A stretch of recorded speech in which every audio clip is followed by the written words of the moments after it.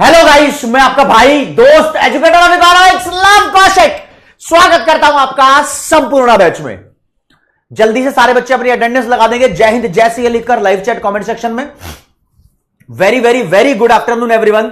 उम्मीद करता हूं सारे बच्चे जबरदस्त झबराहट जिंदाबाद होकर फुल एनर्जी के अंदर ओके रिपोर्ट होकर क्लास के अंदर आए होंगे। हाँ जी, very good very good very good. दोस्तों, आपका 15 नंबर का चैप्टर चल रहा है, छठा चैप्टर है, डिटर्मिनेशन ऑफ नेशनल इनकम इसका नाम है। और यह चैप्टर 2 यूनिट्स में डिवाइडेड है। ठीक है, यह चैप्टर 2 यूनिट्स में डिवाइडेड है। हमने लास्ट क्लास में कॉन्सेप्ट्स ऑफ जीडीपी किए थे यूनिट 1 से। यूनिट 1 यानी नेशनल इनकम अकाउंटिंग। ये वाली यूनिट क्या नाम है? National income accounting. मैंने अभी तक आपको नेशनल इनकम का मतलब ही नहीं बताया है। ठीक है, आज भी इसी नेशनल इनकम अकाउंटिंग वाली यूनिट को चालू रखेंगे और थोड़े से जीडीपी के कॉन्सेप्ट ही करेंगे। ठीक है दोस्तों, ओके रिपोर्टर चश्मा उतार देते हैं और क्लास को स्टार्ट करते हैं बहुत समझदारी के साथ। आज सिर्फ मैं बोलता रहूंगा, सीरियस होने की क्लास है, मजाक की एक्सपेक्टेशन मत करना। ठीक है, देखो जी, हमने सीखा लास्ट क्लास में जीडीपी डिफ्लेटर कैलकुलेट करना।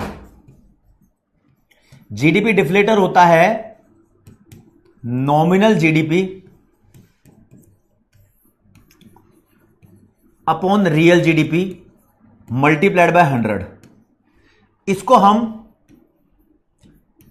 प्राइस इंडेक्स भी बोलते हैं। ठीक है, बेस ईयर के लिए प्राइस इंडेक्स की वैल्यू 100 रहती है। अगर जीडीपी डिफ्लेटर की वैल्यू 102 है तो इसका मतलब यह है कि देश में इन्फ्लेशन यानी प्राइस लेवल बढ़ गया है 2% से। अगर यह 97 है तो इसका मतलब यह है कि 3% से प्राइस लेवल कम हो गया, डिफ्लेशन आ गई। इन्फ्लेशन का मतलब जब प्राइस बढ़ता रहे, डिफ्लेशन का मतलब जब प्राइस कम होता रहे। तो जीडीपी की वैल्यू 100 से जितनी ज्यादा होती है, जीडीपी डिफ्लेटर की वैल्यू वो इन्फ्लेशन को बताती है। 100 से कम हुई तो डिफ्लेशन को बताएगी। वो 100 से डिफरेंस देखते हैं कितना है। ठीक है, ओके। इसके अलावा दोस्त देखो, इन्फ्लेशन वर्ड और इन्फ्लेशन रेट दोनों अलग है। इन्फ्लेशन और इन्फ्लेशन रेट दोनों अलग है। मान लो जीडीपी डिफ्लेटर की वैल्यू 102 है तो तुम बोलोगे 2% से प्राइस इंक्रीज हो गए हैं, ये इन्फ्लेशन है। जीडीपी डिफ्लेटर इन्फ्लेशन और डिफ्लेशन को बता देता है। इन्फ्लेशन का मतलब महंगाई, डिफ्लेशन का मतलब प्राइस का कम होना, सस्ताई बोल लो, राइट। लेकिन इन्फ्लेशन रेट अलग है। इन्फ्लेशन रेट कैसे कैलकुलेट होता है?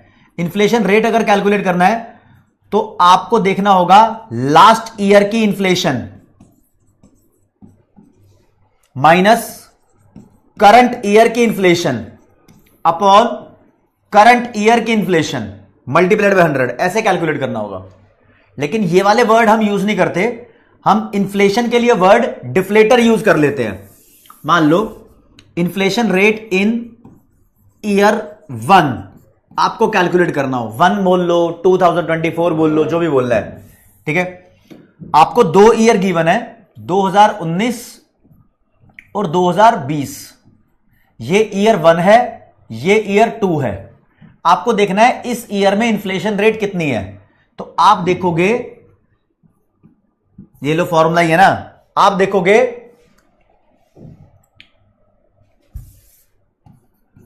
इस वाले ईयर में देखनी है भैया, जो लेटेस्ट ईयर होता है उसकी इन्फ्लेशन रेट की बात कर रहे हैं। दोबारा बोल रहा हूं, अगर आपको 2 ईयर गिवन है 19 और 20 तो आप लेटेस्ट ईयर की इन्फ्लेशन देखते हो। इसमें कितनी इन्फ्लेशन है, इसके लिए आपको जीडीपी डिफ्लेटर यहां भी कैलकुलेट करना है, यहां भी करना है, और फिर देखना है formula. Inflation rate in year 2, ये डिफरेंस होगा जीडीपी डिफ्लेटर इन ईयर 2 माइनस जीडीपी डिफ्लेटर इन ईयर 1 अपॉन ईयर 1 का जीडीपी डिफ्लेटर मल्टीप्लाइड बाय 100। जैसे कि मैं बताता हूं आपको, मान लो जीडीपी डिफ्लेटर दिया हुआ है, यहां पर ईयर गिवन है 2019 में जीडीपी डिफ्लेटर है 102, 2020 में जीडीपी डिफ्लेटर है 104। तो बताओ इन्फ्लेशन रेट कितना है? तो आप निकालोगे जीडीपी डिफ्लेटर इन ईयर 2 104, जीडीपी डिफ्लेटर इन ईयर 1 102 अपॉन 102 पुराने ईयर का GDP deflator multiplied by 100। Module में ये क्वेश्चन दिया नहीं हुआ, आप इसको कैलकुलेट कर लोगे, आपके पास कैलकुलेटर भी होगा। It is very easy, it is very easy, बहुत लप्पू सा कॉन्सेप्ट है। बस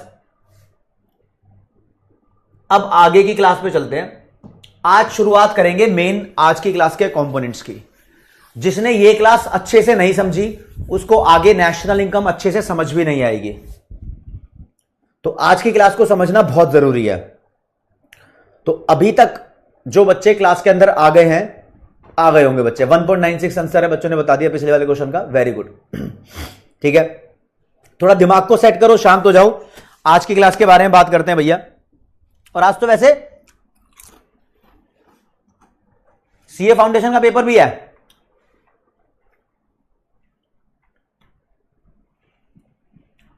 अंबर भाई श्वेताक्षी को परेशान मत कर उस्ताद, ऐसे मत करो। कंप्लेंट आ रही है फिर ब्लॉक हो जाओगे ना, फिर बोलना मत। जो जो बच्चा ब्लॉक हो गया है वो फिर बोलता है कि सर मुझे ब्लॉक कर दिया, ऐसी गड़बड़ी मत करना।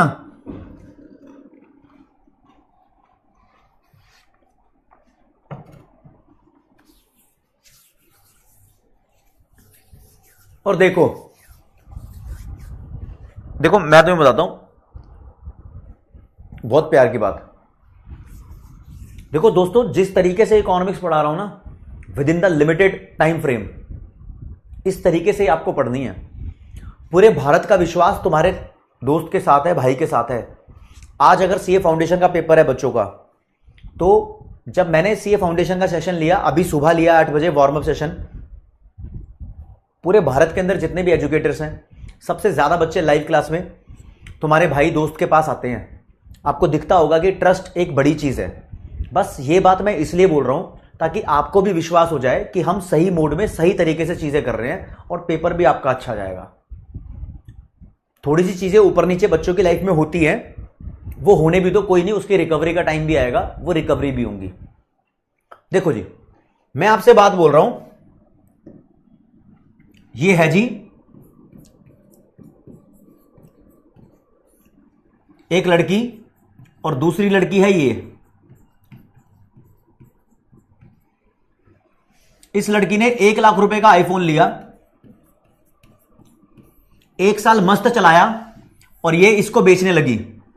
तो इसने बोला ये तेरा आईफोन मैं 40,000 का लूंगी। 1 साल तक प्रिया ने आईफोन को यूज किया, 1 साल तक। हां मदारा, प्रिया ने आईफोन को यूज किया, मानते हो? मानते हो ना? और फिर गीता बोलती है कि ये 40,000 का लूंगी। मार्केट में इसका रेट मान लो 40,000 का लग गया, तो इसकी कितनी वैल्यू डिक्रीज हो गई? 60,000 वैल्यू इसकी डिक्रीज हो गई। तो दोस्त, जितना भी इसका वैल्यू कम हुआ है ना, इसको बोलते हैं हम डेप्रिसिएशन। डेप्रिसिएशन को हम कंजम्पशन ऑफ फिक्स्ड कैपिटल भी बोलते हैं। कंजम्पशन ऑफ, ये वाला वर्ड आपको बहुत देखने को मिलेगा, कंजम्पशन ऑफ फिक्स्ड कैपिटल। इसको हम करंट रिप्लेसमेंट कॉस्ट भी बोलते हैं। 3 नाम है डेप्रिसिएशन के, तो ध्यान से सुनना। किसी भी चीज की ग्रॉस वैल्यू ये है भैया, टोटल कितने रुपए का फोन था, ये रहा। अभी नेट कितनी वैल्यू है आज के टाइम में, एट प्रेजेंट कितनी वैल्यू है? तो मैं बोलता हूं, अगर ग्रोस वैल्यू में से, जैसे कि ग्रोस वैल्यू मान लो 1 लाख है, इसमें से आप माइनस कर दो डेप्रिसिएशन, जैसे कि मान लो डेप्रिसिएशन 60,000 का है, तो तुम्हारे पास जो वैल्यू आती है वो 40,000 है, ये नेट वैल्यू होती है। बस मेरा क्वेश्चन आपसे ये है कि आप मुझे ये बता दो, ग्रॉस वैल्यू बड़ी होती है या नेट वैल्यू बड़ी होती है? लाइव चैट कमेंट सेक्शन में सिर्फ इतना लिखना, ग्रॉस वैल्यू बड़ी होती है या नेट वैल्यू बड़ी होती है, बस इतना लिख दो, इतना लिख दो। अकाउंट्स का क्वेश्चन है यार, बहुत लप्पू सा क्वेश्चन है, बच्चा बच्चा जानता होगा, इसलिए मुझे ज्यादा दिमाग घुमाने की जरूरत नहीं है इसके अंदर। अकाउंटेंसी तुम जानते हो, बस ये बता दो ग्रॉस वैल्यू बड़ी होती है नेट वैल्यू बड़ी होती है।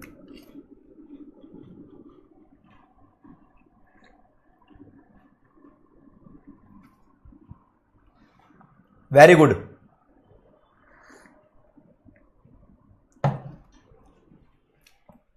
ग्रॉस वैल्यू ही हमेशा बड़ी होती है। तो यहां पर मैंने आपको एक ट्रिक सिखाई है, अगर मैं ग्रॉस वाली वैल्यू में से डेप्रिसिएशन माइनस कर दूं तो मेरे पास नेट वाली वैल्यू आती है।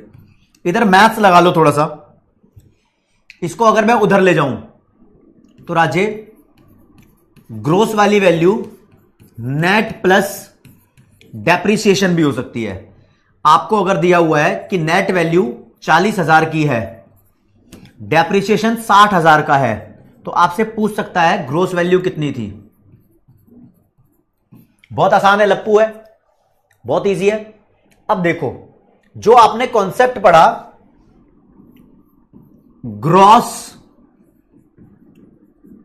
डोमेस्टिक प्रोडक्ट का, है ना, इसको शॉर्ट में जीडीपी बोलते हैं ना।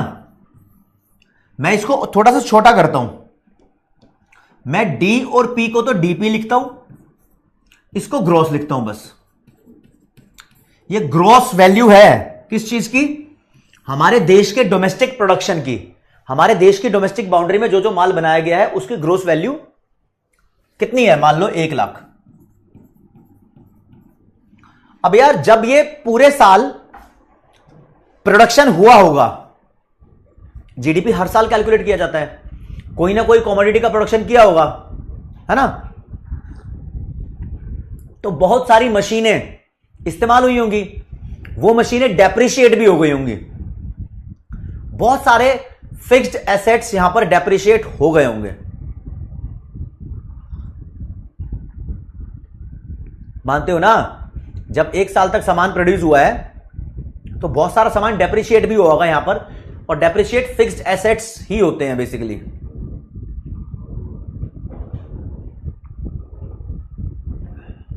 एक गुड बची है बस। ओके, खत्म हो गई।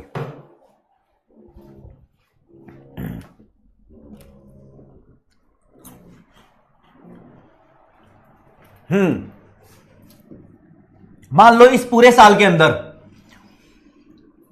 डेप्रिसिएशन 40,000 का लगा, तो मैं बोलूंगा ग्रोस वैल्यू डोमेस्टिक प्रोडक्शन की 1 लाख थी, लेकिन हमारा बहुत सारा सामान खराब भी हो गया, डेप्रिशिएट भी हो गया, मशीनें डेप्रिशिएट हो गई है, तो जो मेरे पास 60,000 वैल्यू है वो हमारे देश के डोमेस्टिक प्रोडक्ट की नेट वैल्यू है। आर यू गाइस सेटिस्फाइड और नॉट? बताओ समझ में आया या ना आया? यस और नो जल्दी लिखो। और दोस्त ये क्या है? ये तो सच में ही जीडीपी है ना, इसको जीडीपी लिखते हैं, और इसको नेट लिख दिया तो एनडीपी बोल दो। यहां से मैं एक फॉर्मूला बना रहा हूं, मैं कह रहा हूं कि जीडीपी में से अगर तुम डेप्रिसिएशन माइनस कर दो तो एनडीपी आता है ना, और जीडीपी को इधर ही रहने दो, ये डेप्रिसिएशन इधर प्लस कर दो तो भी एक ही बात है, मैथ घूम रहा है बस। जीडीपी एनडीपी में क्या डिफरेंस है? राइट, वेरी गुड भाई, क्रिस्टल क्लियर है, ओके रिपोर्ट है। तो ऐसे कुछ डेप्रिसिएशन को मैं आगे न्यूमेरिकल्स में इस्तेमाल करूंगा, आपको पता होने चाहिए। आगे इस्तेमाल करूंगा, आपको पता होने चाहिए, बस जब इस्तेमाल करूंगा तब मैं बता दूंगा। अभी आपका बेस क्रिएट कर रहा हूं, अभी बेस क्रिएट कर रहा हूं, ठीक है जी। चलो जी आगे आ जाओ जी। देखो जी,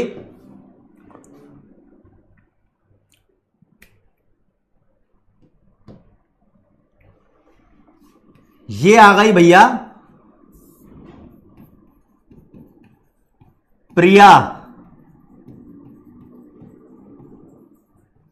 समोसे वाली। प्रिया समोसे वाली की बात करते हैं। प्रिया ने 100 रुपए के समोसे बनाए, 10 समोसे बना दिए 100 रुपए के, ठीक है, मतलब 10 समोसे बनाए, वो 100 रुपए का इसको बेचना चाहती है, ये कहने का मतलब है मेरा। 10 समोसे प्रिया 100 रुपए के बेचना चाहती है, तो ये मान के चलते हैं कि प्रिया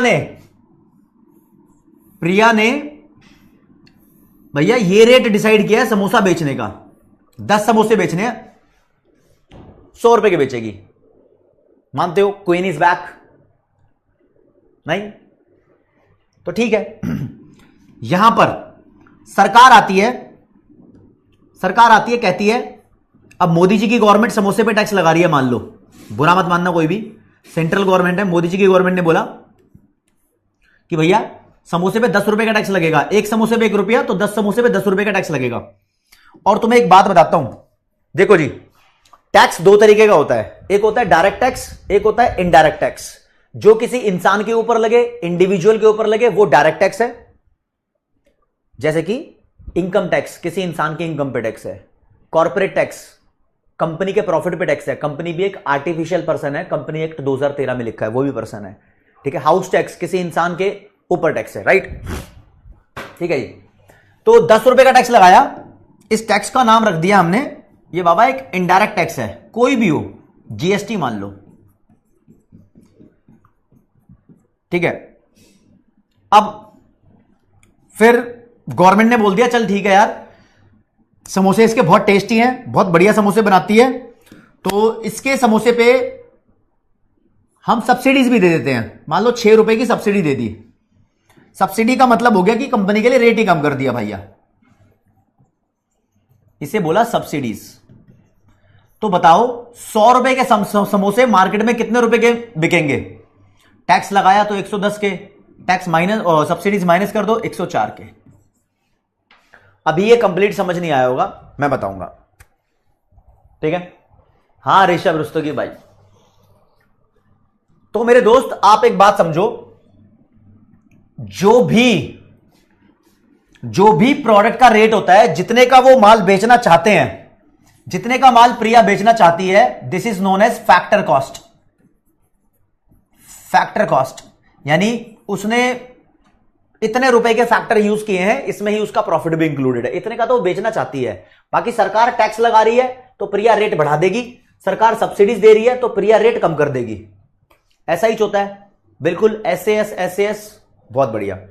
तो देखो मैं यूं बोलना चाहता हूं, अगर किसी की फैक्टर कॉस्ट में, फैक्टर कॉस्ट मतलब वो रेट जितने रेट पर आप माल बेचना चाहते हो, इसमें अगर मैं इनडायरेक्ट टैक्स ऐड कर दूं, जैसे कि सरकार ने जो टैक्स लगाया वो, और माइनस कर दूं सरकार की तरफ से अगर कोई छूट है तो, भैया जरूरी नहीं है छूट होगी हमेशा, लेकिन अगर है तो माइनस कर दूं, कितने रुपए छूट है? मान लो 6 रुपए की छूट है, तो जो मेरे पास फाइनल रेट आएगा, इसके बाद जो फाइनल रेट आएगा 104, ये वो रेट है जो मार्केट में बिकेगा।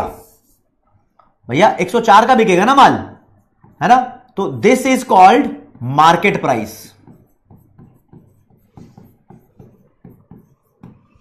मार्केट प्राइस को आप शॉर्ट में एमपी लिख सकते हो।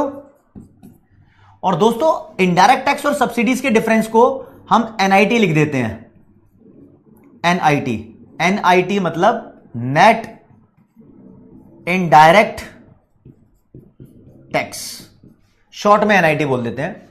और फैक्टर कॉस्ट को आप शॉर्ट में एफसी लिख सकते हो। मैं आपसे यह बोलना चाहता हूं, इधर देखोगे कि फैक्टर कॉस्ट में अगर आप एनआईटी ऐड करते हो तो आपके पास मार्केट प्राइस आता है, और अगर मार्केट प्राइस में से ये इधर माइनस कर दो, एनआईटी माइनस कर दो, तो अपने पास फैक्टर कॉस्ट आती है। यह बताना चाह रहा था, इस चीज को इस्तेमाल करूंगा जीडीपी के अंदर, ठीक है। देखो जी, मैंने बोला एक देश में सिर्फ समोसे बनाए जाते हैं, वैसे तो असलियत में इंडिया में बहुत सारा सामान बनाया जाता है, लाखों गुड्स प्रोड्यूस की जाती हैं। सिर्फ सोच लो, एक कंट्री है जिसमें सिर्फ प्रिया समोसे वाली रहती है, और प्रिया ने सिर्फ समोसे बनाए हैं, कितने रुपए के? 100 रुपए के। ये 100 रुपए के समोसे बनाए हैं, तो देश का जीडीपी भी कितना हो गया? 100 रुपया हो गया। अब प्रिया 100 रुपए के समोसे बनाकर 100 रुपए में बेचना चाह रही है, तो इस जीडीपी को आप जीडीपी एट फैक्टर कॉस्ट बोल सकते हो। नॉर्मल जो होता है वो फैक्टर कॉस्ट ही है ना। इसको आप ऐसे लिखना चाहो या ऐसे लिख दो छोटा सा नीचे, एक ही बात है। इसको रीड ऐसे ही करेंगे, जीडीपी एट फैक्टर कॉस्ट। तो प्रिया 100 रुपए के समोसे बेचना चाह रही है, लेकिन सरकार आती है, सरकार कहती है हम नेट इनडायरेक्ट टैक्स यानी कुछ इनडायरेक्ट टैक्स और सब्सिडीज का डिफरेंस सरकार बोलती है हम इसके ऊपर लगाएंगे 4 रुपया।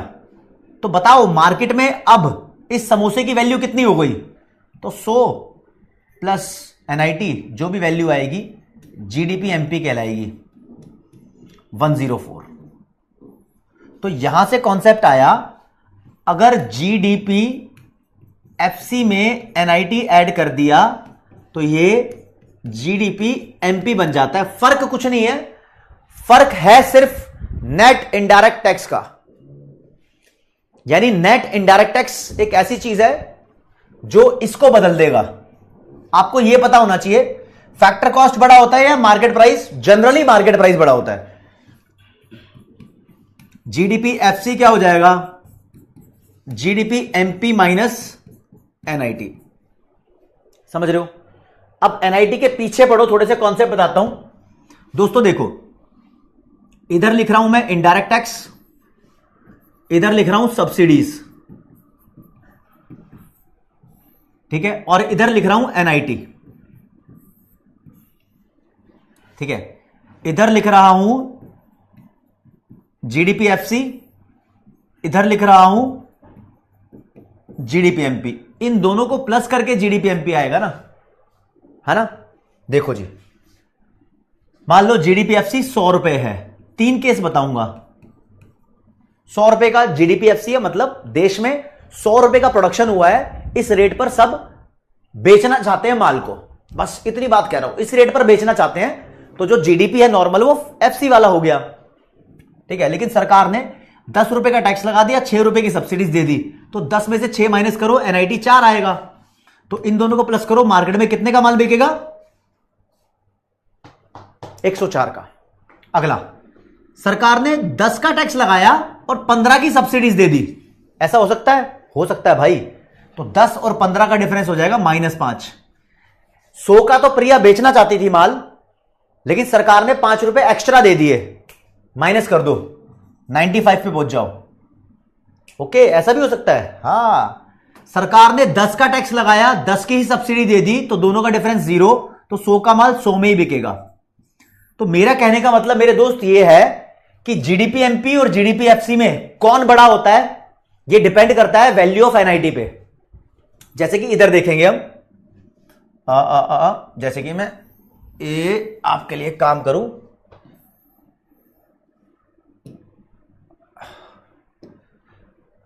हां, ये हो गया, ठीक है ना।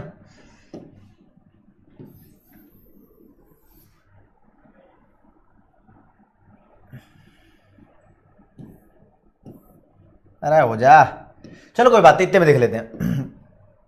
मैं इधर देख रहा हूं मेरे दोस्त, इधर जीडीपी एमपी 104 है, जीडीपी एफसी 100 है। तो इधर जीडीपी एफसी छोटा है जीडीपी एमपी से।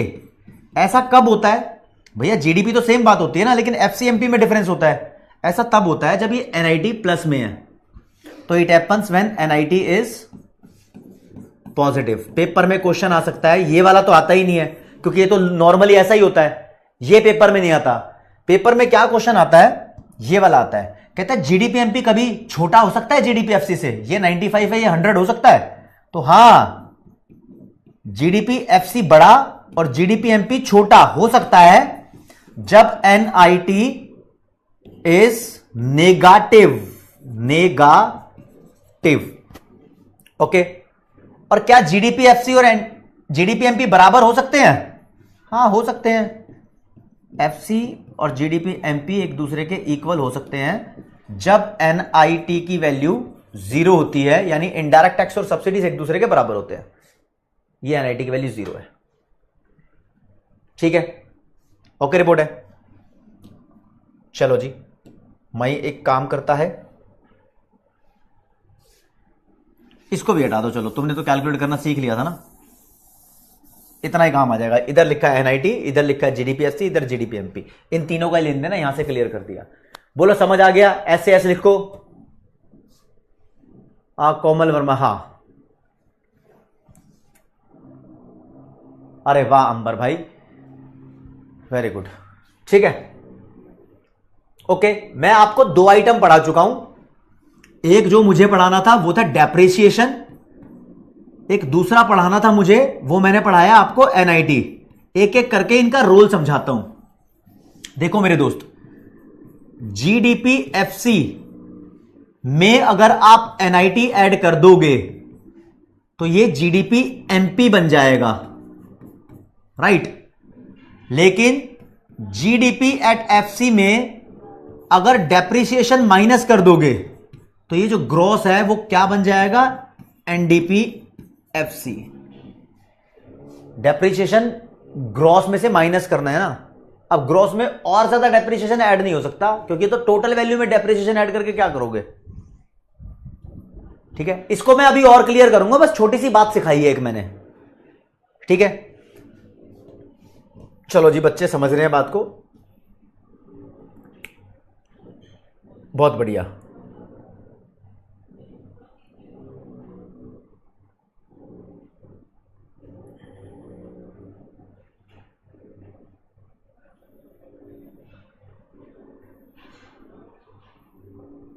अब देखो मेरे दोस्त, इनडायरेक्ट टैक्स की थोड़ी सी थ्योरी समझा रहा हूं।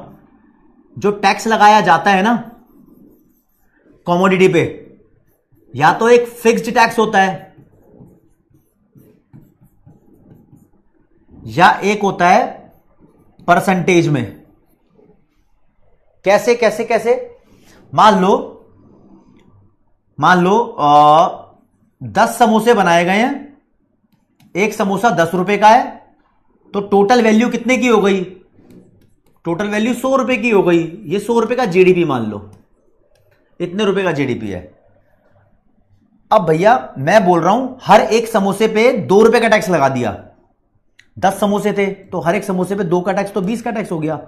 पर यूनिट ऑफ समोसे पे टैक्स लगा दिया, है ना। जब तुम पर यूनिट ऑफ समोसे पे टैक्स लगाते हो तो ये फिक्स्ड टैक्स होता है कि आपको इतना देना ही देना है। क्या होता है? फिक्स्ड टैक्स होता है कि आपको ये देना ही देना है। लेकिन अगर आप टैक्स लगाओगे परसेंटेज में, यानी आप बोलोगे कि आपके समोसे की टोटल वैल्यू पे टैक्स लगाया है 5%। 5%। जब तुम परसेंटेज में टैक्स लगाओगे, फॉर एग्जांपल आप बोल रहे हो कि मैं 5% या 10% इतना टैक्स लगा रहा हूं, तो आप टोटल वैल्यू पे टैक्स दोगे। ऐसे टैक्स को हम बोलते हैं product tax.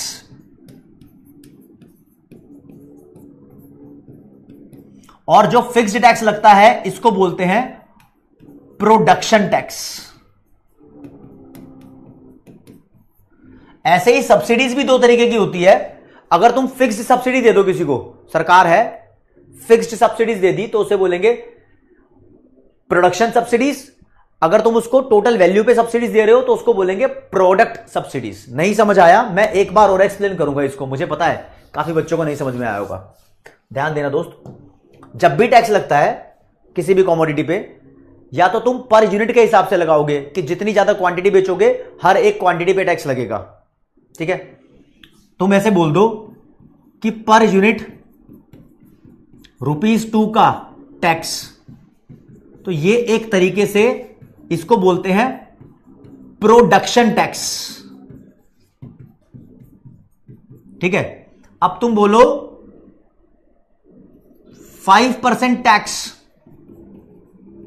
On overall value of output, तो इस वाले टैक्स को बोलते हैं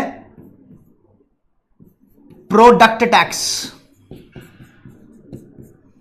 और ये दोनों ही सामान के ऊपर लग रहे हैं, दोनों ही टाइप्स ऑफ इनडायरेक्ट टैक्स है।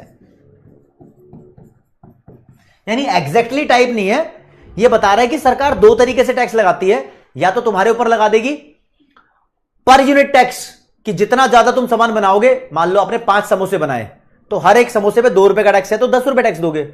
अगर आप 10 समोसे बनाओगे तो 20 रुपए का टैक्स दोगे। अगर सरकार 2 रुपए टैक्स लगा रही है, अगर आपने 100 समोसे बनाए तो 200 का टैक्स दोगे, यानी आप जितने ज्यादा समोसे बनाओगे उसके हिसाब से टैक्स दोगे। ठीक है, अगर मान लो आपको बोलेगी 10% का टैक्स है, तो भाई समोसों की वैल्यू बताओ। अगर मान लो आपने 100 रुपए के समोसे बेचने हैं तो 10% 10 रुपए हो गया। अगर आपने समोसे का रेट बढ़ा दिया तो देखो ना, मगर आल लो आपने 15 का समोसा कर दिया, तो आप 150 के समोसे बेच रहे हो, तो सरकार का टैक्स अभी भी 10% है, लेकिन 150 का 10% निकालोगे तो 15 रुपए टैक्स दोगे आप। तो जब भी परसेंटेज में टैक्स है तो आप समझना इट इज प्रोडक्ट टैक्स। ठीक है, ऐसे ही सब्सिडीज भी मिलती है। सरकार जो सब्सिडी हमें दे रही है, अगर सरकार पर यूनिट के हिसाब से सब्सिडी दे रही है तो वो प्रोडक्शन सब्सिडी है। अगर सरकार ओवरऑल वैल्यू पे सब्सिडी दे रही है तो वो प्रोडक्ट सब्सिडीज है। तो एक बार में थोड़ा सा थ्योरी का कॉन्सेप्ट है, बस मुझे वो बताना था आपको, ये ध्यान रखना जरा दोस्तों। इनडायरेक्ट टैक्स और सब्सिडीज के यहां पर टाइप्स है, जैसे कि बात की जाए प्रोडक्शन टैक्स या फिर प्रोडक्शन सब्सिडीज, ये टोटल वैल्यू पे डिपेंड नहीं करता, पर यूनिट के हिसाब से होता है। किस पे? पर यूनिट के हिसाब से। तो जो भी लगे ये बोला जाता है independent of the value of actual production. कहता है तुमने 100 रुपए के समोसे बनाए हो चाहे 500 रुपए के समोसे बनाए हो, एक्चुअल प्रोडक्शन की वैल्यू से कोई लेन देन नहीं है, इंडिपेंडेंट है। हम तो ये देखेंगे आपने कितनी क्वांटिटी बनाई है, हम क्वांटिटी के ऊपर देखेंगे। ये एक फिक्स्ड अमाउंट ऑफ टैक्स या सब्सिडी होता है। टैक्स दिया तो टैक्स, सब्सिडी दिया तो सब्सिडीज। अब देखो इसके असलियत में एग्जांपल है क्या भाई साहब? असलियत में एग्जांपल है लैंड रेवेन्यूज। लैंड पे जो सरकार टैक्स लगाती है 10 रुपए टैक्स है, 10 रुपए ही रहेगा। स्टैंप्स होती है, टिकट होती है, रजिस्ट्रेशन फीस है, घर की रजिस्ट्री करा लो 50,000 लगेंगे तो 50,000 ही लगेंगे। ठीक है, प्रोफेशन पे जो टैक्स होते हैं, सीए बनने के ऊपर जब तुम पैसा कमाओगे उसके ऊपर टैक्स लगेगा यार। फैक्ट्री का लाइसेंस 500 रुपए का है तो 500 का ही है, एक बार फिक्स्ड टैक्स हो गया। एक क्वांटिटी का एक ही टैक्स है। ठीक है, ऐसे चैप्टर नंबर 7 में देखोगे तो पोल्यूशन टैक्स भी आएगा और भी आएंगे। ठीक है, ठीक है, और सब्सिडीज भी दी जाती है सरकार से। सरकार सब्सिडीज देती है रेलवे को, मान लो 5 लाख की सब्सिडी दे रही है। ठीक है, विलेज एंड स्मॉल इंडस्ट्रीज को भी सब्सिडीज देती है। ये असलियत के एग्जांपल है। प्राची कह रही है ये पेज नंबर 274 पे है पीडब्ल्यू वाली बुक में। कोई बात नहीं, अभी तो आप मेरे से ही देखो ना, मैं बता दूंगा मॉड्यूल से क्या पढ़ाया है। और लेकिन दोस्त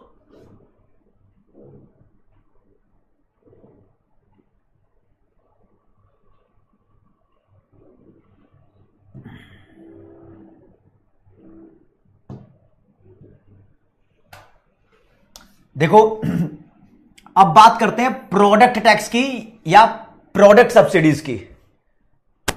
डाउट है, डाउट है, डाउट है? रुक जाओ, लेट मी देखो देखो देखो तो दोस्त, आपको ये लो भाई, ये और ये दोनों हटा दिए। लेट मी करेक्ट, थोड़ा सा कंफ्यूजन हो गया था कॉन्सेप्ट में, मुझे दोबारा क्लियर करने दो। मॉड्यूल के पास मत जाओ भाई, मॉड्यूल के पास मत जाओ, मत जाओ, मत जाओ, सिर्फ मेरी बात सुनो, मैं बोल रहा हूं। देखो दोबारा, अब दोबारा बोल रहा हूं प्लीज, ये सही बोल रहा हूं, थोड़ा सा कंफ्यूजन हो गया था, आई एक्सेप्ट। आप बात समझो। देखो जी, एक लंप सम का मतलब क्या होता है? सरकार ने बता दिया एक अमाउंट, वन अमाउंट बता दिया, इतना ही लेंगे आपसे और एक बार ही लेंगे। ये ले रही है सरकार तो ये प्रोडक्शन टैक्स है। दे रही है सरकार तो प्रोडक्शन सब्सिडीज है। वन अमाउंट, जैसे कि रेलवे को सब्सिडीज देती है सरकार, हर साल 5 लाख रुपए दे दिए, फुल सेटलमेंट हो गई, है ना। और अगर तुमसे हर साल ले रही है 5 लाख रुपए, टोटल अमाउंट एक बार में लेन देन कर लिया। ठीक है, लेकिन सरकार अगर बोल रही है पर यूनिट पे टैक्स लगेगा, अब ठीक बता रहा हूं, परसेंटेज का चक्कर नहीं था यार, पर यूनिट पे टैक्स लगेगा। ठीक है, पर यूनिट के हिसाब से जितने समोसे बनाओगे उतना टैक्स देना पड़ेगा। हर समोसे पे 2 रुपए का टैक्स है। इसे बोलते हैं प्रोडक्ट टैक्स। या फिर सरकार अगर पर यूनिट के हिसाब से दे रही है तो इसे बोलेंगे प्रोडक्ट सब्सिडीज। मतलब तुम पहले मान के चलो कि तुम फैक्ट्री के मालिक हो, तुम्हें मिल रहा है तो सब्सिडीज है, तुम दे रहे हो तो टैक्स है। ठीक है, सरकार लगाएगी तो टैक्स और देगी तो सब्सिडीज। इतनी क्लैरिटी होनी चाहिए। थ्योरी पढ़ा रहा हूं एक तरीके से मैं आपको। ठीक है, पॉइंट भी दिखा दूंगा भाई, डरने वाली बात नहीं है। तो अब आ जाओ यहां पर। ये जो था मैंने पढ़ाया आपको कि स्टार्टिंग के अंदर, अब देखेंगे क्लैरिटी के साथ, कहता है प्रोडक्शन टैक्स और प्रोडक्शन सब्सिडीज वो चीजें हैं जो वन टाइम होती है, वन टाइम फिक्स्ड अमाउंट लगा दिया। ठीक है, इसका वॉल्यूम ऑफ एक्चुअल प्रोडक्शन से कोई लेन देन नहीं होता। भाई साहब, तुम्हें लाइसेंस लेना है, 500 रुपए देने पड़ेंगे, तुम कितना भी प्रोडक्शन कर लो, कितने भी समोसे बना लो, हमें लेन देन नहीं है, तुम्हारी वॉल्यूम से लेन देन नहीं है। ठीक है, ओके। फिर बताया प्रोडक्ट टैक्स और प्रोडक्ट सब्सिडीज ये पर यूनिट के हिसाब से लगती हैं। जैसे कि एक्साइज ड्यूटी। आज तो मैं एक्साइज ड्यूटी की असली पोल खोलता हूं। एक्साइज ड्यूटी का मतलब होता क्या है? एक्साइज ड्यूटी का मतलब होता है टैक्स ऑन प्रोडक्शन। मान लो एक्साइज ड्यूटी लगी हुई है 100 रुपए की, तो इसका मतलब यह है कि हर यूनिट पे 100 रुपए टैक्स है। बेसिकली शराब पे लगती है ये, लिकर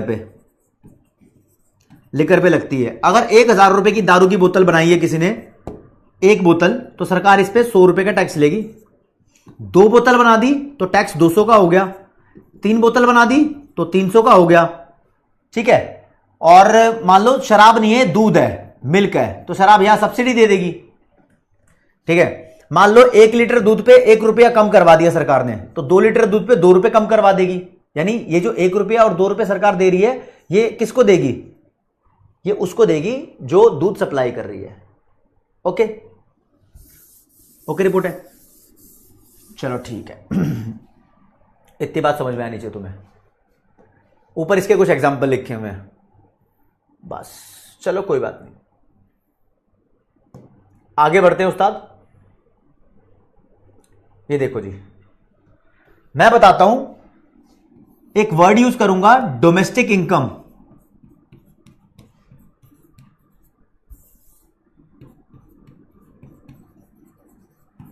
इसको जरा ध्यान से समझना। डोमेस्टिक इनकम का मतलब क्या होता है? एक देश के अंदर, यानी एक देश की डोमेस्टिक बाउंड्री के अंदर जितना भी पैसा कमाया गया है वो डोमेस्टिक इनकम होता है। ठीक है, तो क्या होता है domestic income? It is income. कौन सी इनकम है? ट्रांसफर या फैक्टर? फैक्टर इनकम होती है। फैक्टर इनकम, या ऐसे लिखेंगे, it is sum total of all factor income earned within domestic boundary of a country during a year या during a period of time, right.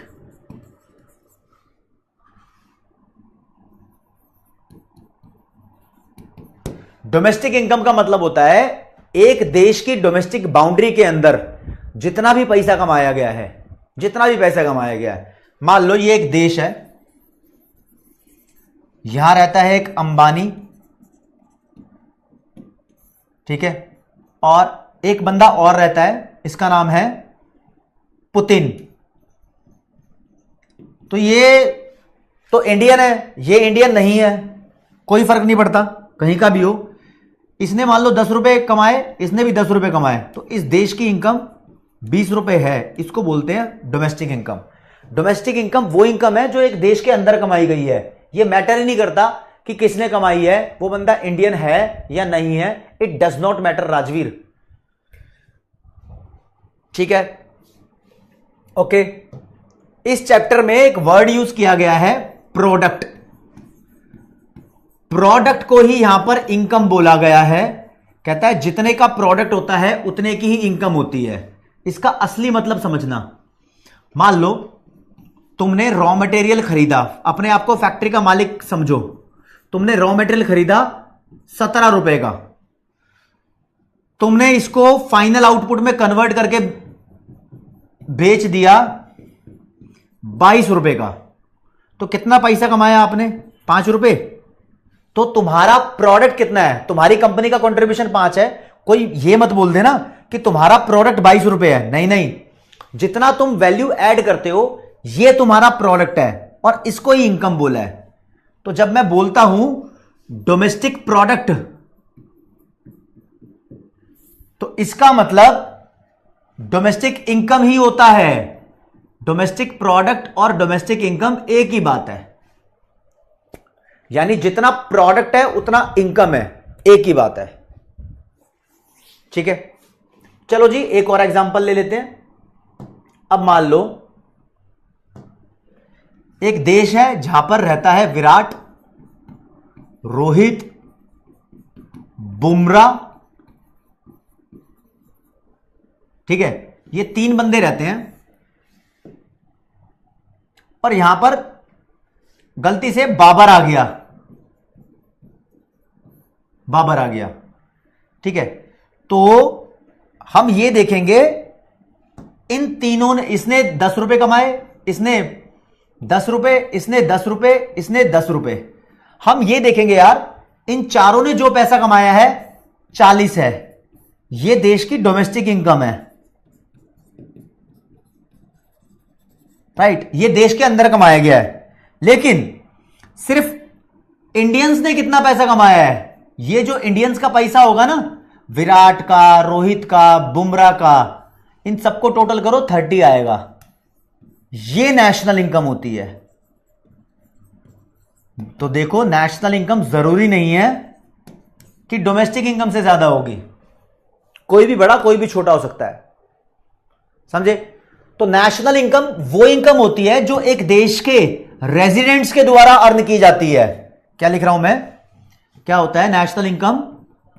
Some total of all factor incomes, क्योंकि transfer income की तो बात ही नहीं करते, factor income earn by resident of a country, earned by all the resident of a country during a period of time.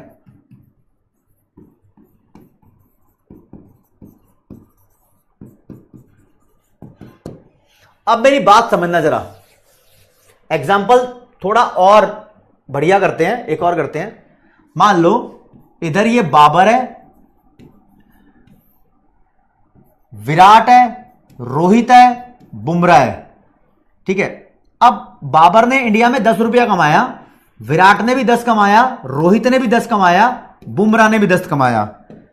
अब ये बाबर तो हो गया वर्ल्ड कप से बाहर, ये तीनों विदेशों में भी जाके पैसा कमा रहे हैं। ये कंट्री है यूएसए, विराट ने यहां से 11 रुपए कमाए शगुन के, रोहित ने 21 कमाए और बुमराह ने 31 कमाए। तो टोटल कमाई देखो, विराट अपनी कंट्री में 10 रुपया कमा चुका है, बाहर 11 कमा चुका है, रोहित अपने देश में 10 कमा चुका है, बाहर 21 कमा चुका है। तो इसका टोटल हो गया 21, इन दोनों का टोटल हो गया 31, और बुमराह की भी अपने देश में अलग कमाई है, विदेशों में अलग कमाई है, तो टोटल हो गया इसका 41। तो देखो सिर्फ इंडियंस की कमाई, इनको प्लस करो 93 आएगा, ये नेशनल इनकम है, समझ रहे हो। नेशनल इनकम में हम इंडियंस की अर्निंग देखते हैं, इंडियन रेजिडेंट की, चाहे उसने अपने देश में कमाई हो चाहे उसके बाहर से कमाई हो, समझ आई बात। लेकिन डोमेस्टिक इनकम में यह देखते हैं कंट्री में कितना कमाया गया है, कंट्री में 10, 20, 30, 40, ये डोमेस्टिक इनकम है।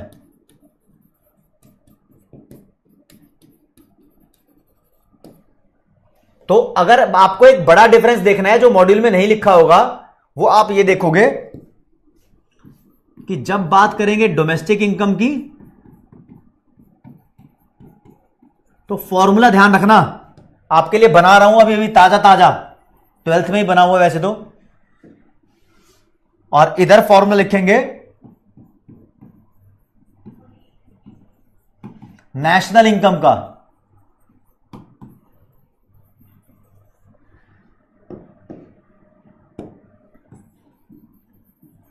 जब भी आप दोनों का ख्याल एक बार दिल में लाओ, तो जब भी डोमेस्टिक इनकम की डेफिनेशन याद रखो, तो आप डेफिनेशन में सी द प्लेस ओनली।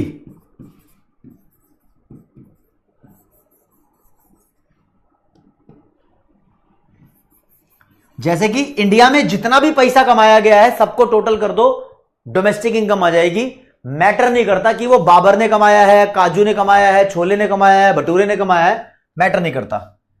अगर बात की जाए नेशनल इनकम की, तो आप जब ऑब्जर्व करोगे तो सी द रेजिडेंट या नॉर्मल रेजिडेंट, कुछ भी बोल दो, पर्सन ओनली।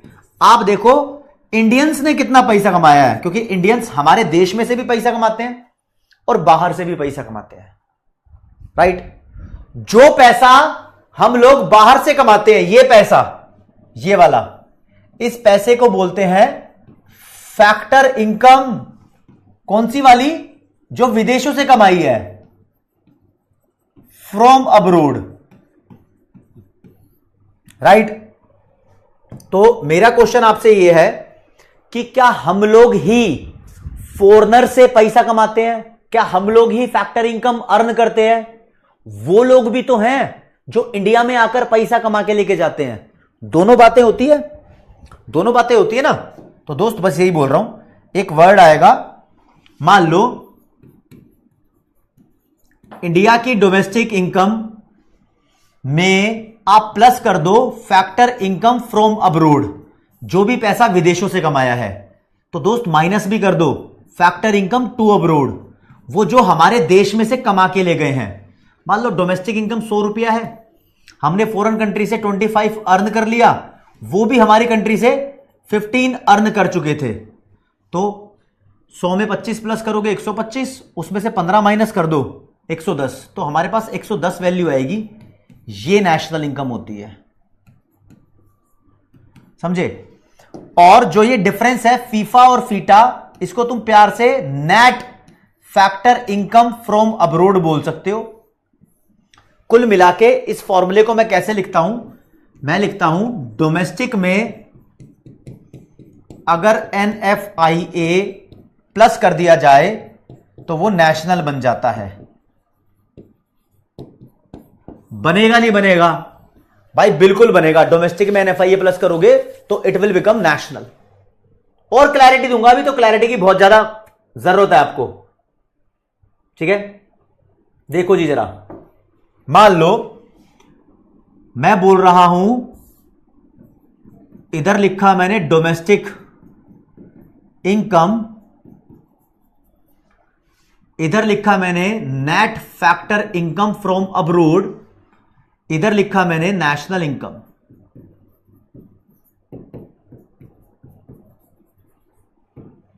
टेबल बना रहा हूं। मान लो डोमेस्टिक इनकम 100 रुपए है, NFIA 10 है, तो इसकी वैल्यू 110 आ जाएगी। मान लो डोमेस्टिक इनकम 100 रुपए है, इसकी वैल्यू -10 है। NFIA माइनस में भी हो सकता है भाई, अगर फॉरेनर्स ने हमसे ज्यादा पैसा कमा लिया तो ये माइनस में हो जाएगा, ठीक है। हाँ तनिष्का दे दूंगा, तो इसकी वैल्यू 100 में से 10 गए 90 हो सकती है। ये अगर 100 है, ये 0 है, तो ये 100 भी हो सकती है। तो पेपर में आने वाला क्वेश्चन जो मैं आपको यहां से सिखाना चाहता हूं, वो आप देखोगे,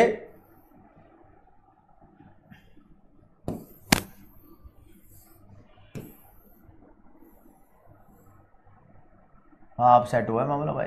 हाँ, तो पेपर में आने वाला क्वेश्चन यहां से ये बनता है कि देखो भैया, नेशनल इनकम डोमेस्टिक इनकम से बड़ी होती है। मैंने लिखा national income is greater than domestic income. कब इंक्रीज होती है? जब NFIA पॉजिटिव है, NFIA इज पॉजिटिव। लेकिन दोस्त नेशनल इनकम 90 है, डोमेस्टिक इनकम 100 है, तो नेशनल इनकम छोटी भी हो सकती है डोमेस्टिक इनकम से। कब? जब NFIA की वैल्यू नेगेटिव है, -10 थी, और जब NFIA 0 है तो ये दोनों बराबर है। नेशनल इनकम और डोमेस्टिक इनकम एक दूसरे के बराबर भी होती है कब? जब NFIA is equal to 0। In 3 concept को ध्यान रखना, यहां से भी पेपर में क्वेश्चन बन सकता है। ठीक है, पृथ्वीराज सिंह, NFIA मतलब net factor income from abroad. ये 2 चीजों का डिफरेंस होता है, factor income from abroad and factor income to abroad. लो जी, लिखा है आपके सामने, net factor income from abroad को शॉर्ट में NFIA बोल दो। तो NFIA is difference between 2 things. Point number 1, aggregate amount that a country's citizen and companies earn abroad. कहता है ये वो एग्रीगेट अमाउंट है जो एक देश के लोग और कंपनीज फॉरेन कंट्री से कमाते हैं। इसको मैं फीफा बोलता हूं, फैक्टर इनकम फ्रॉम अब्रोड। ठीक है, और aggregate amount that foreign citizen and overseas companies, विदेशी लोग और विदेशी कंपनियां जो हमारे देश से पैसा कमाती है, इसे बोलते हैं FIFA FITA, factor income to abroad. यानी ये वो फैक्टर इनकम है जो हमने फॉरेनर्स को दे दी। अदिति कोई बात नहीं, तो मेरे हिसाब से आपके लिए एक फॉर्मूला क्रिएट हुआ, आप यहां बोल दोगे NFIA is equal to FIFA minus FITA.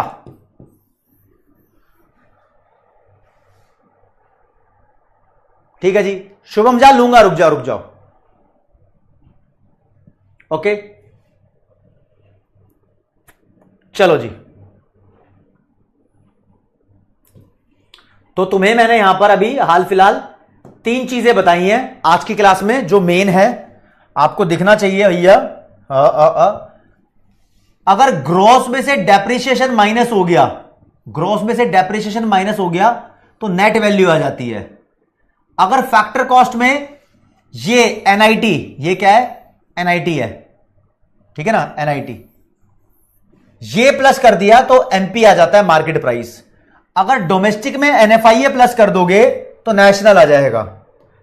इसको मैं इलैबोरेट करता हूं थर्ड वाले को और ज्यादा, आप देखना जरा।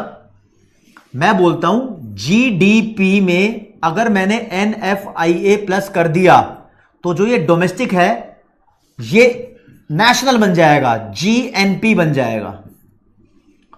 अगर मैं GDP FC लिखकर उसमें NFIA ऐड करूं तो भी कोई फर्क नहीं पड़ता, NFIA के ऐड करने से बीच वाला वर्ड N बनेगा,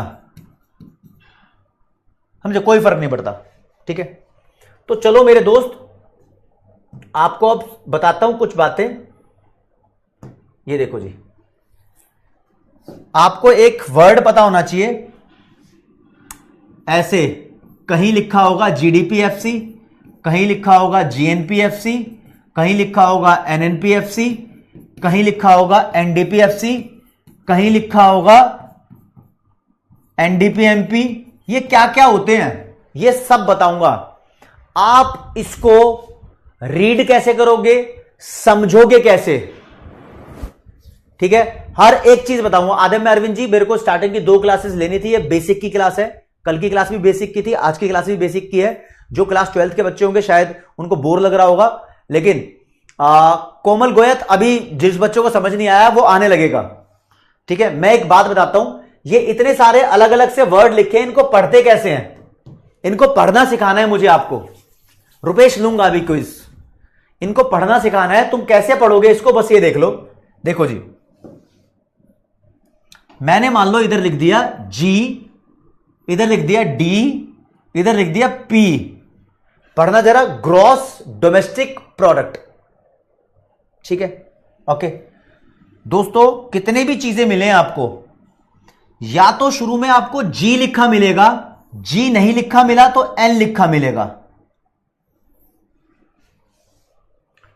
देखो ना कितने सारे हैं, कहीं N लिखा है, कहीं G लिखा है, यही ना। तो मैं बोल रहा हूं शुरू का लेटर आपको G लिखा मिलेगा, नहीं तो N लिखा मिलेगा। अगर G लिखा मिला तो इसको आप ग्रोस पढ़ोगे, अगर N लिखा मिला तो इसको आप नेट पढ़ोगे। पहले वाले N को नेट पढ़ना है, ठीक है, ओके। नितिन सिंह देखूंगा भाई अभी। अगर बीच में D लिखा है तो ठीक है, नहीं तो D की जगह N भी लिखा मिल सकता है। सिर्फ यही लिखा होगा डी लिखा है तो डी को तुम डोमेस्टिक पढ़ोगे, और एन लिखा है तो एन को तुम नेशनल पढ़ोगे। ध्यान रखना, शुरू वाले एन को नेट पढ़ते हैं, बीच वाले एन को नेशनल पढ़ते हैं, और ये तो पी है, हमेशा यही रहेगा, प्रोडक्ट इसको रीड करना है। इसके बाद छोटा सा एफसी लिखा है तो फैक्टर कॉस्ट पढ़ोगे, एमपी लिखा है तो मार्केट प्राइस पढ़ोगे। देखो अब मैं लिखकर बताता हूं आपको, आप पढ़ना। ये लिखा है, पहला एन नेट पढ़ो, दूसरा एन नेशनल पढ़ो, नेट नेशनल। पी का मतलब प्रोडक्ट, ये लिखा मिलेगा, हमेशा ये बदलेगा नहीं। एफसी का मतलब फैक्टर कॉस्ट, तो ये लिखा है net national product at factor cost. Okay, अब बोलता हूं, ये तो पता ही है, gross domestic product at market price. ये लो जी, GNP FC, gross national product at factor cost. समझ में आया? अगर मान लो ये लिखा मिला है एनडीपी एमपी, तो कैसे रीड करेंगे? Net domestic product at market price. ठीक है, कोई भी लेटर आ जाए आप ऐसे पढ़ोगे इसको, ठीक है, कोई बात नहीं।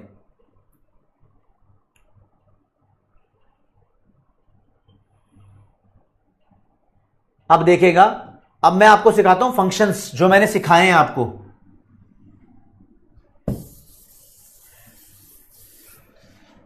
देखो दोस्तों, अगर तुम ग्रॉस से नेट पे जाओगे तो आपको डेप्रिसिएशन माइनस करना पड़ेगा।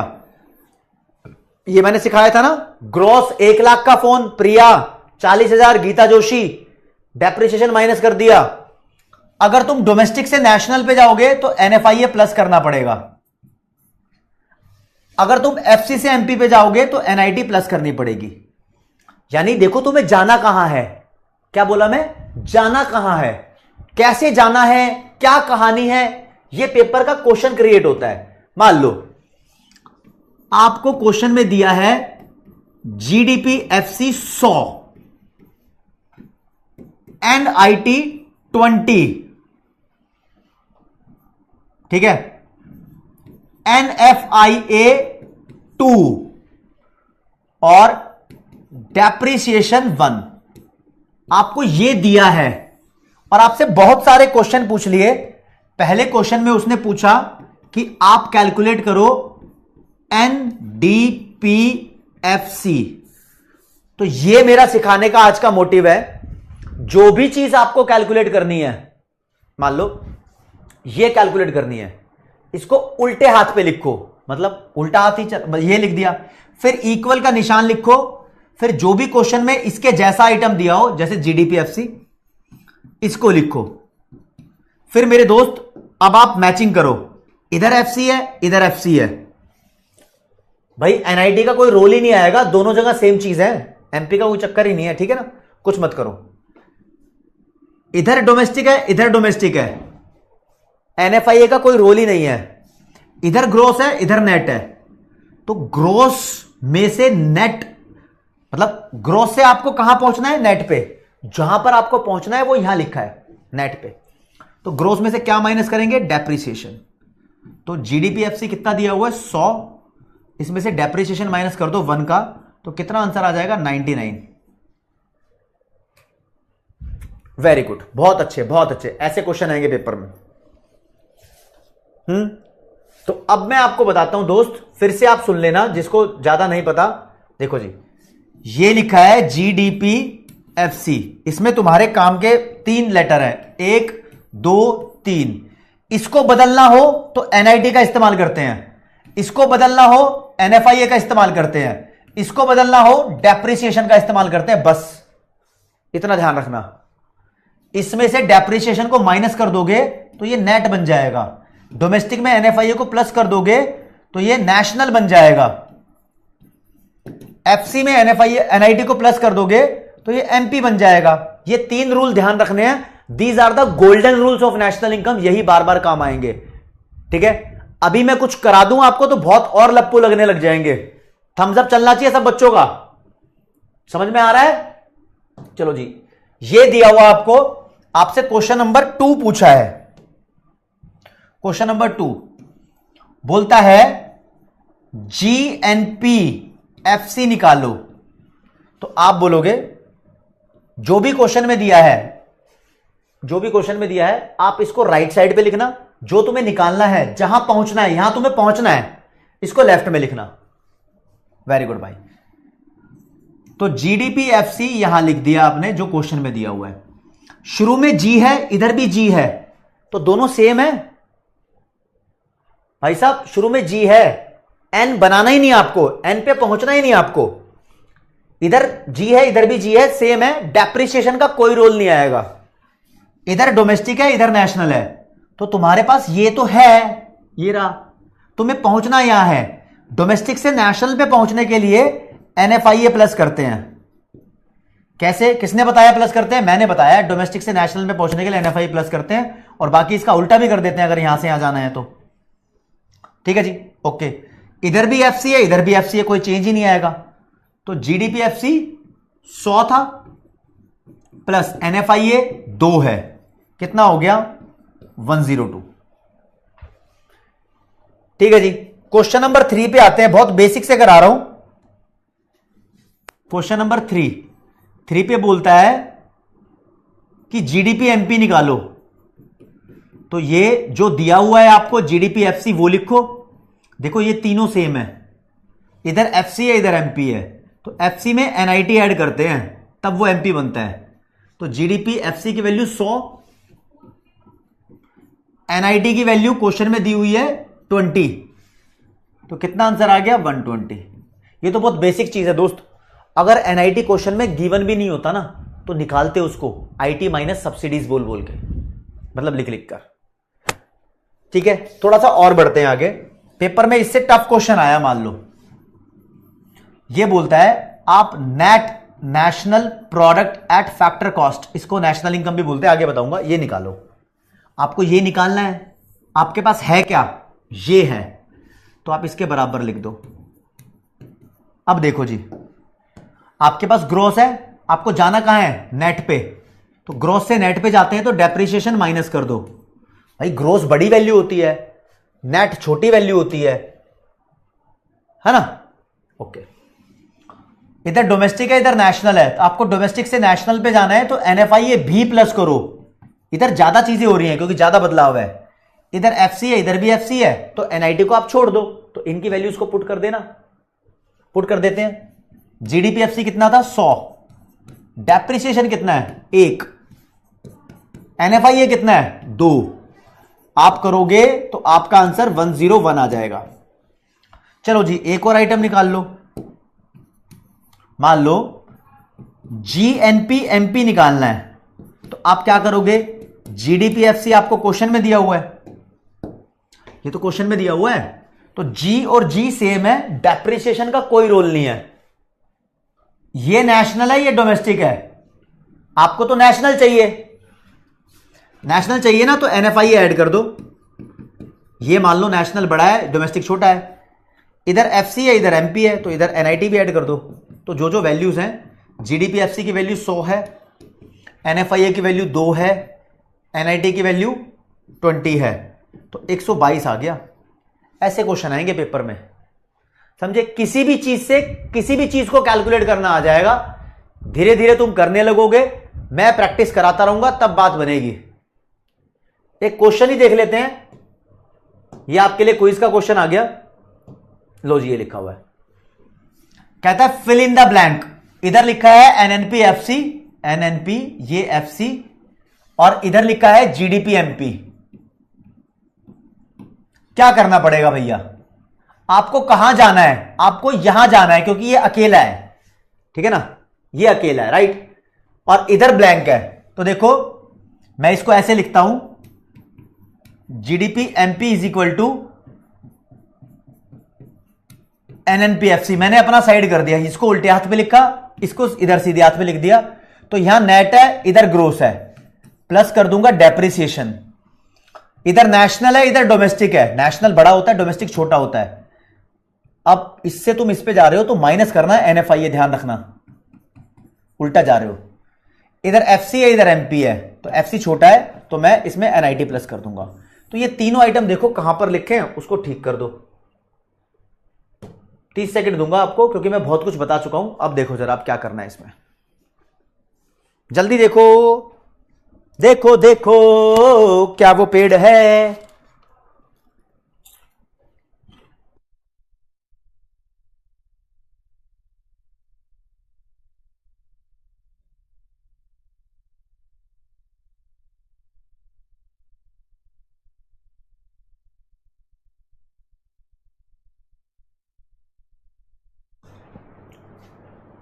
डेप्रिसिएशन तो कलर चेंज करो जरा, डेप्रिसिएशन तो प्लस हो रहा है, चारों में डेप्रिसिएशन प्लस है भैया।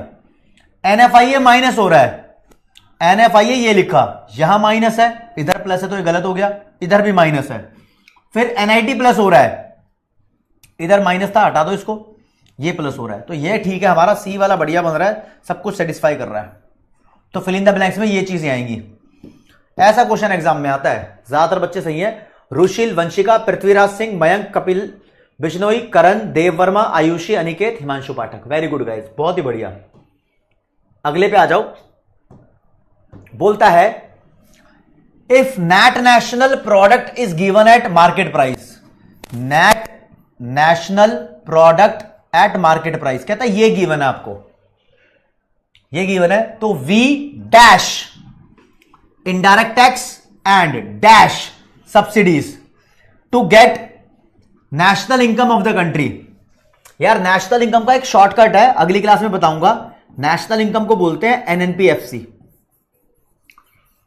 कहता है आपको ये दिया हुआ है, आपको निकालना है net national product at factor cost. तो जो निकालना होता है उसको लिखा उल्टे हाथ पे, जो गिवन है इसको लिखा सीधे हाथ पे। ओके, टाइमर चालू है। अब देखो इसमें कितने बदलाव होते हैं। एमपी एफसी, एमपी और एफसी का टेंशन एनआईटी से हट जाता है। ये नेशनल है, ये भी नेशनल है, कोई बदलाव ही नहीं होगा। ये भी नेट है, ये भी नेट है, कोई बदलाव ही नहीं होगा। एक ही चेंज है, एनआईटी माइनस करना पड़ेगा। अगर एनएनपीएम में से एनआईटी माइनस कर देंगे तो हमारे पास नेशनल इनकम आ जाएगी। नेशनल इनकम मतलब एनएनपीएफसी, शॉर्टकट है उसका। लेकिन यार एनआईटी तो ऑप्शन में ही नहीं है, तो क्या करूं मैं, इसको खोल दूं। एनएनपीएमपी माइनस एनआईटी का फॉर्मूला क्या होता है, इनडायरेक्ट टैक्स माइनस सब्सिडीज, ये होता है ना। अब देखो और खोलना पड़ेगा, एनएनपीएमपी माइनस इनडायरेक्ट टैक्स, ब्रैकेट खुलेगी तो ये माइनस माइनस प्लस हो जाएगा। तो हमें यहां बताना पड़ेगा कि इनडायरेक्ट टैक्सेस को तो माइनस कर रहे हैं, सब्सिडीज को प्लस कर रहे हैं, यहीं से बना है ना। तो V minus indirect taxes plus subsidies, तो minus indirect taxes plus subsidies, subtract plus ये ऐड हो गया। सी वाला सही है। अच्छा का दिमाग चलना चाहिए इसके अंदर।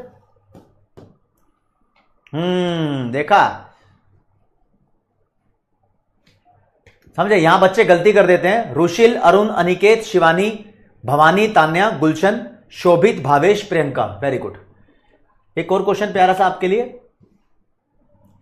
कहता है कंप्यूट करो जीएनपीएमपी। जीएनपीएमपी निकालना है आपको और गिवन है आपको जीडीपीएफसी।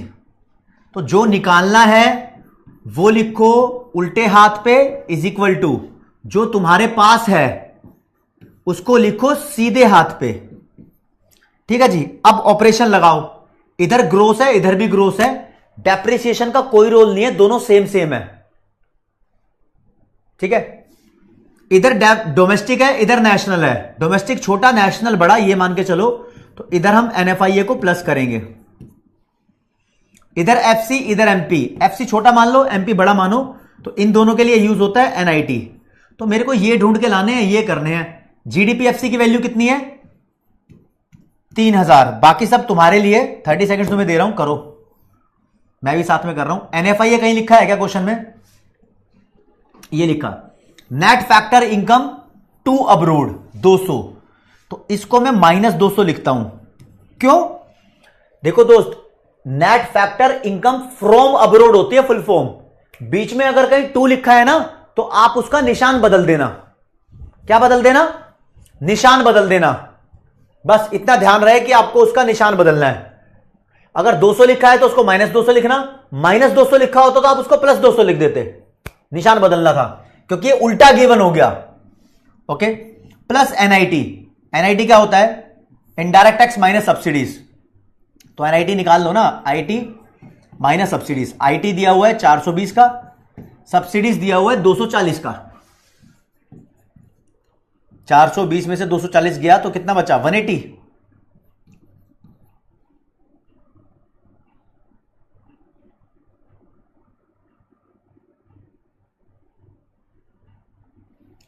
नहीं, हाँ ठीक है। तो अब दोस्तों कितना आंसर आ जाएगा आपका?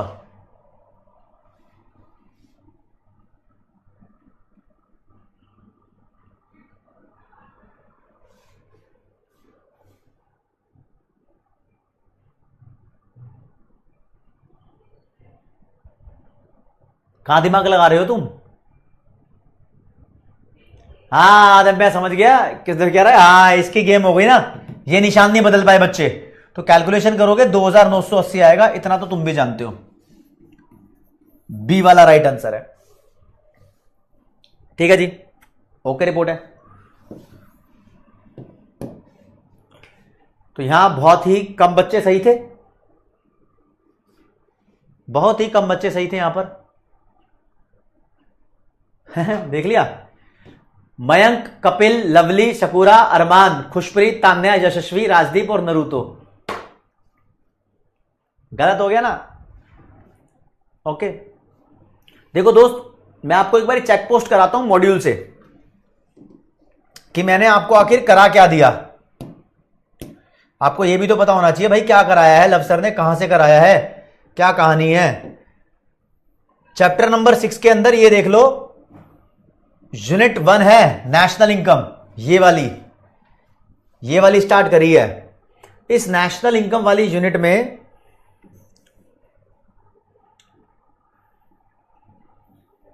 मैंने जो टॉपिक्स आपको कराने स्टार्ट किए हैं आज की क्लास में,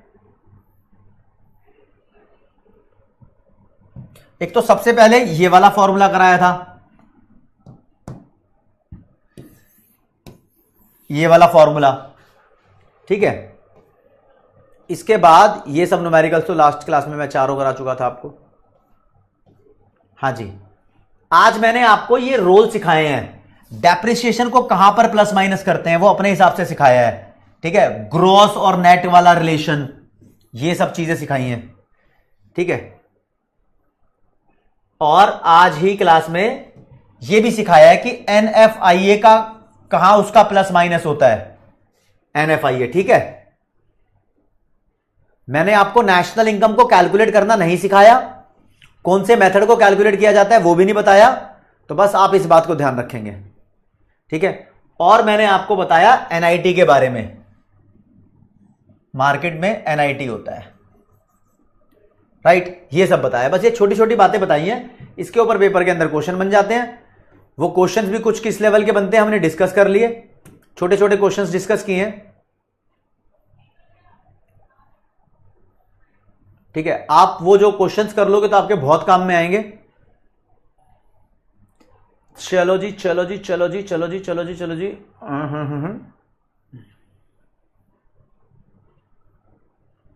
मेरे को इधर से तुम क्वेश्चन नंबर 8 का आंसर बताओ।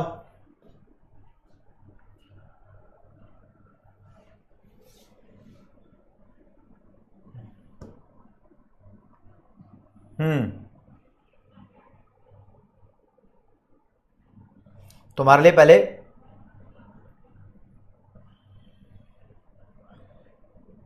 पोल चला देता हूं 1 मिनट का, तब बात करते हैं। पोल चल चुका है, देखेंगे आप लोग। पूछता है gross national product, GNP MP बताओ कितना है। तो इधर जीडीपी एमपी दिया है, जीडीपी एमपी दिया है, जीडीपी एमपी दिया है, जीडीपी एमपी दिया है। तो जीएनपी एमपी निकालना है और इधर दिया है जीडीपी एमपी। तो भैया एमपी और एमपी भी सेम है, एनआईटी का कोई रोल नहीं होगा। इधर जी और जी भी सेम है, तो डेप्रिसिएशन का कोई रोल नहीं होगा। इधर डोमेस्टिक है, इधर नेशनल है तो इसमें एनएफआईए प्लस कर देंगे, net factor income from abroad. तो जीडीपी एमपी में एनएफआईए प्लस कर दो, कहीं लिखा है ये रहा NFIA, net factor income from abroad plus कर दो, ए वाला ठीक हो जाएगा। तो देखते हैं यहां कितने बच्चों ने सही जवाब दिया होगा। ज्यादातर बच्चों ने Faizan, Rupal, Vedant, Akshat, Kapil, Rishi, Aniket, Naruto, Bhavesh, Priyanshi Sharma, these are the toppers of this answer. ठीक है, मैंने आपको ये चीजें कराई हैं। अगली क्लास से स्टार्ट करेंगे मेन चैप्टर का कंटेंट कि नेशनल इनकम को कैलकुलेट करने वाले income method, expenditure method, value added method, इन सभी मेथड्स के बारे में अगली क्लास से स्टार्ट करेंगे। तो आज की क्लास में मेरे प्यारे दोस्तों इतना ही, और मैं लीडर बोर्ड बाद में दिखाऊंगा। पहले एक बार डाउट्स पे काम कर लूं, जो बच्चों ने डाउट पूछे आज की क्लास के अंदर उस पे काम कर लूं। अर्पण कहता है सर आज फर्स्ट चैप्टर का सेकंड यूनिट का नोट्स नहीं मिला। अरे वो तो फर्स्ट चैप्टर का मैंने बना के दिया था, बोला सेकंड का तुम बना लो। जीडीपी डिफ्लेटर रोनित, नॉमिनल और रियल जीडीपी के रेशियो को 100 से मल्टीप्लाई करने के बाद आता है, लास्ट क्लास में बताया था ये। हाँ तेजस, ये थोड़ा सा 12th की तरह है लेकिन थोड़ी बहुत बातें अलग है। हाँ करण, इन फॉर्मूलाज को नोट कर लो। हाँ अमन, पोल तो किया था, ठीक है। ये जो अच्छा आर्यन, वो तो चीजें बची हैं, अभी क्या करवाना है क्या नहीं करवाना वो बचा हुआ है जो मुझे पता है। शिवम गर्ग, एनएफआईए डोमेस्टिक और नेशनल के लिए यूज होता है, एनआईटी, एफसी और एमपी के लिए यूज होता है। अरे वाह शुभम, जहां टॉप 60 में थे आप उसमें। यश ने पूछा जीडीपी और जीवीए सेम होता है क्या? हाँ होता सेम है, लेकिन मैंने पढ़ाया नहीं अभी, ये आएगा वैल्यू एडेड मेथड में आएगा। ठीक है, ओके रिपोर्ट है। शिवम गर्ग वो समरी दे दी है वहां पर जो क्वेश्चन कराया था। ठीक है विशाल भाई, very good. Full form Sumukha Bhatt, full form actually लिखनी नहीं है, जीडीपी को जीडीपी लिखेंगे। संजय, एम्बेसी वाला पार्ट अभी कराया नहीं है, अगली क्लास में कराएंगे। Are these formulas are given in module? Yes yes Supriya, बिल्कुल गिवन है। ठीक है ओके, फॉर्मूलाज में तनिषा बिल्कुल बढ़िया तरीके से नोट करा दूंगा, आपको टेंशन मत लो। एक बार फॉर्मूला सारे तो हों दो, मैं करा दूंगा। निशांत पूछ रहे हैं सर किसी भी कंडीशन में डोमेस्टिक इनकम बड़ा होगा नेशनल इनकम से? हां, जब एनएफआई आपका नेगेटिव होगा तो डोमेस्टिक इनकम नेशनल इनकम से बड़ा होगा। मैंने कराया भी था, ये क्वेश्चन बनता भी है। एग्जाम फॉर्म जब निकलेंगे हरियाणा सरकार आपको बता देंगे। कितने मार्क्स का न्यूमेरिकल आता है? Ashutosh, it is not define, कितने ही मार्क्स का आ सकता है न्यूमेरिकल, ये क्लियर नहीं है कुछ भी। कोई बात नहीं दीपिका, यहां हो गया तो कंफ्यूजन को करेक्ट कर देंगे। हाँ नितिन, अभी तक तो 12th जैसा ही है, बहुत कुछ यहां पर 12th जैसा देखने को मिलेगा इस वाले चैप्टर में। GDPFC, gross domestic product at factor cost. Subsidies Bhavani Shankar वो अमाउंट होता है जो सरकार एक इंडस्ट्री को देती है, कंपनी को, हमें नहीं दे रही वो, अभी ध्यान रखना। हाँ कमल, एग्जाम में न्यूमेरिकल भी आते हैं। जनवरी बैच 1 तारीख से शुरू होगा। लिकर का वेलफेयर से क्या संबंध है? फैजानुल्लाह खान, लिकर जो होता है वो अच्छी चीज नहीं है, तो उसके प्रोडक्शन के बढ़ने से वेलफेयर तो नहीं बढ़ता है ना, तो लिकर का वेलफेयर से ये संबंध है। रोहित हजारी कह रहे हैं मेरे ऐप में लिखा आ रहा है कि the app should not have been installed on your device in the last 30 days. आपके ऐप में लिखा आ रहा है, तो आप उसका स्क्रीनशॉट मुझे भेज दो एक बारी, कोई नहीं, इंस्टा पे भेज दो, कोई दिक्कत नहीं है। ठीक है, आप पृथ्वीराज कोई बात नहीं, कुछ गड़बड़ी मत लिखना। अब रेशमा आप बनाओ, आप बनाओ, आप बनाओ। ताइबा अनवर, अभी तो इस चैप्टर के नोट्स बनाने के लिए सिर्फ जीडीपी डिफ्लेटर के नोट्स बना लो, 2-3 फॉर्मुलाज हैं ऊपर नीचे करके वो लिख लो। अभी कुछ खास मैंने कराया नहीं है, बाकी 3 फॉर्मुलाज याद कराए हैं, एनएफआईए, एनआईटी और डेप्रिसिएशन, इनके प्लस माइनस वाले बस। अभी मैंने यार नॉर्मल रेजिडेंट जैसे अंबर गुप्ता कॉन्सेप्ट कराया ही नहीं है। ठीक है सर, माइक्रो इकोनॉमिक के 3 चैप्टर कंप्लीट नहीं है ड्यू टू लेट परचेज। तो यार संडे संडे करो शिवम, नहीं वन शॉट मत करो भाई, अभी तुम्हारे पास टाइम है, अब आप कर लो। अरे वाह युवराज सिंह, बहुत बढ़िया। ठीक है ओके, स्नेहा वो मैंने मेरे ख्याल में एक्सप्लेन कर दिया था इनडायरेक्ट। अच्छा बेसिक प्राइस वाला ये कभी और एक्सप्लेन कर दूंगा, अभी नंबर नहीं आया उसका। जो चीजें आप पूछ रहे हो sir, we can say that lump sum वाला कॉन्सेप्ट कैपिटलिस्टिक इकोनॉमी में होता है, पर यूनिट वाला सोशलिस्टिक में, ऐसा कुछ नहीं आदित्य, कुछ भी कहीं भी हो सकता है।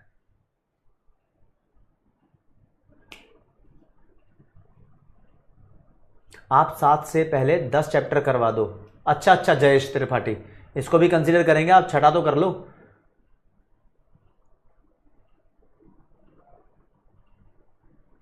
यश क्या लिखा था, लड़की एसटीटी करवा दो, ये क्या मतलब है? गलत है ना यार, उसको बुरा लगा होगा। रामकिशन आप अपना डाउट भी पूछ सकते हो भाई। सर ओल्ड पढ़ा हुआ है तो कुछ समझ में आ रहा है, पर नोट्स बनाने की कुछ शॉर्ट ट्रिक्स बता दीजिएगा। कनिष्ठा, मैं हर क्लास के अंदर मतलब हर चैप्टर ऑलमोस्ट मैंने बताए ही हैं कि आपको नोट्स बनाने कैसे है, राइट। तो नेक्स्ट क्लास में बताऊंगा मैं मेथड्स, कि किन मेथड्स से नेशनल इनकम को कैलकुलेट किया जाता है। नेशनल इनकम का डेप्थ में मतलब बताऊंगा। आज की क्लास में टॉप पे है तान्या, और फिर हमारे पृथ्वीराज भाई, देवगुप्ता, जतिन, अरमानदीप, सोफिया, रोहित, पारुल, विधेय और Meenakshi Yadav. These are the toppers in today's class. Love you everyone. Love you all. बहुत सही रहा, मजा आया आप लोगों के साथ। नेशनल इनकम का चैप्टर बहुत स्लो तरीके से करेंगे, चाहे बच्चों को लगे बोरिंग, कोई फर्क नहीं पड़ता, लेकिन एक एक चीज बहुत धीरे धीरे कवर अप कराऊंगा, ज्यादा से ज्यादा बच्चों को बहुत अच्छे समझ में आ जाए, मेरा ये पर्पस हमेशा रहेगा। और बस आपकी तरफ से कोई गड़बड़ी नहीं होनी चाहिए, प्यार में कोई कमी नहीं होनी चाहिए, प्यार पूरा मिलना चाहिए जैसा कि मिलता आ रहा है। तो आज इतना ही। जय हिंद, जय भारत, नमस्कार, धन्यवाद, बाय बाय एवरीवन।